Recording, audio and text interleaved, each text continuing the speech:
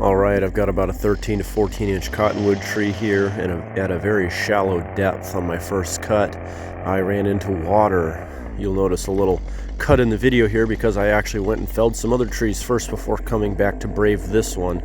A water at that shallow of a depth is usually an indicator of extreme levels of rot. I stand on the other side of the saw here so I don't soak my pants with water.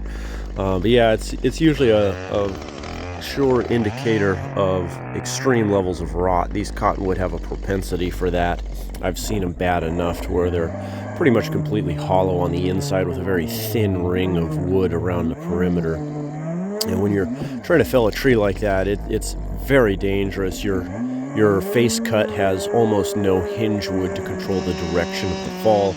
Your back cut will have almost no holding wood to control the overall fall of the tree.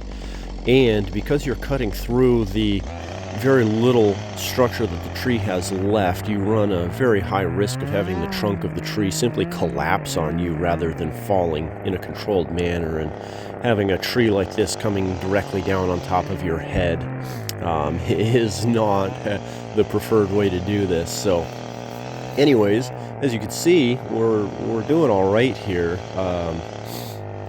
My boss came over in case I needed help, but I didn't end up needing it. The tree fell on its own. And once it's on the ground and I walk back to the stump, you'll get to see that the tree wasn't actually that rotten. It was just a really kind of unfortunate position for the rot to kind of psych me out.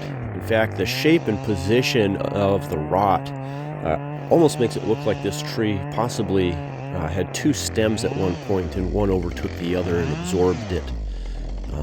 That's not entirely uncommon, but anyways, yeah, there we go. Tree hits the ground safely and was not nearly as rotten as I initially thought.